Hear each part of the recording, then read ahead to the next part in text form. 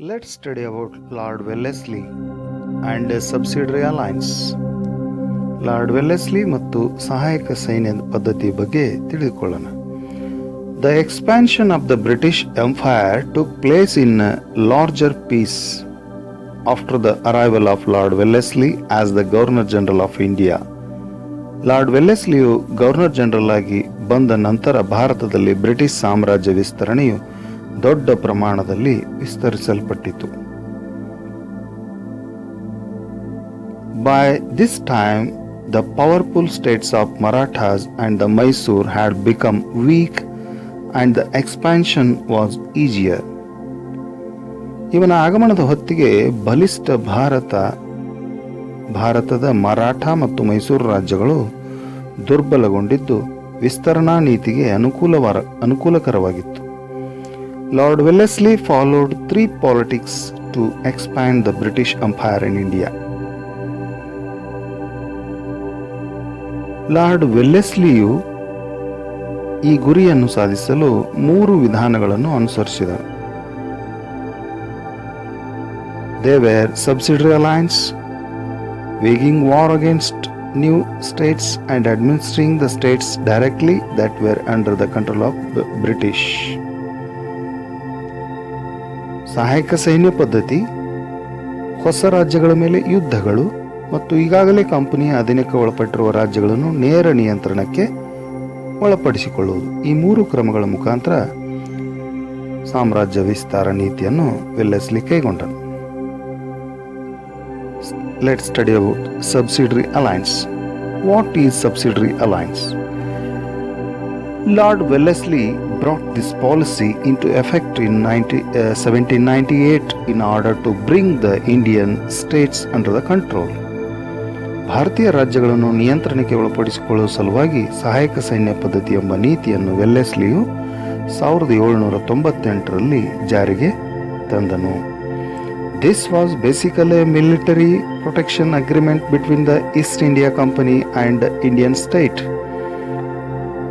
ಸಹಾಯಕ ಸೈನ್ಯ ಪದ್ಧತಿಯು ಬ್ರಿಟಿಷ್ ಈಸ್ಟ್ ಇಂಡಿಯಾ ಕಂಪನಿ ಮತ್ತು ಭಾರತೀಯ ರಾಜ್ಯಗಳ ನಡುವಿನ ಒಂದು ಸೈನಿಕ ಒಪ್ಪಂದವಾಗಿದೆ. Now we have to study about the conditions of the subsidiary alliance. ಸಹಾಯಕ ಸೈನ್ಯ ಪದ್ಧತಿಯ ನಿಬಂಧನೆಗಳೇನು ಅನ್ನೋದನ್ನು ಚರ್ಚಿಸೋಣ. First one, the Indian king had to keep the British army in his kingdom. ಭಾರತೀಯ ರಾಜನು ಬ್ರಿಟಿಷ್ ಸೈನಿಕ ತುಕಡಿಯನ್ನು ತನ್ನ ರಾಜ್ಯದಲ್ಲಿ ಇರಿಸಿಕೊಳ್ಳಬೇಕು.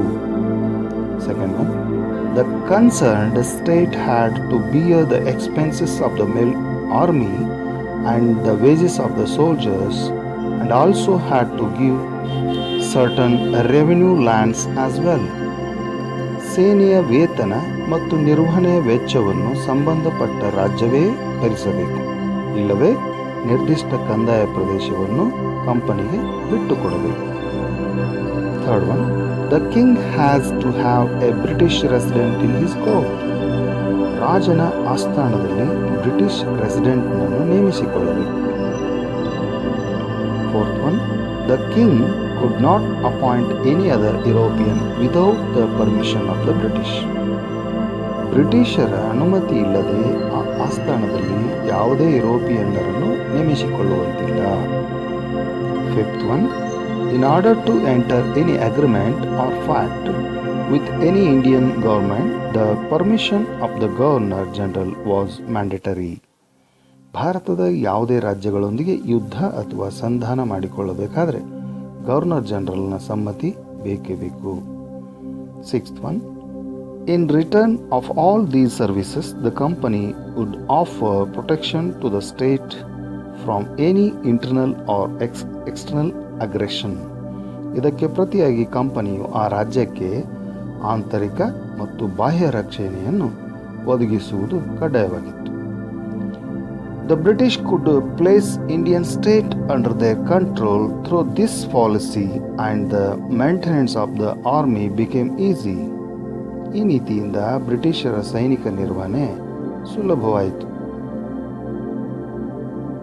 The Indian states were subjected to severe economic exploitation.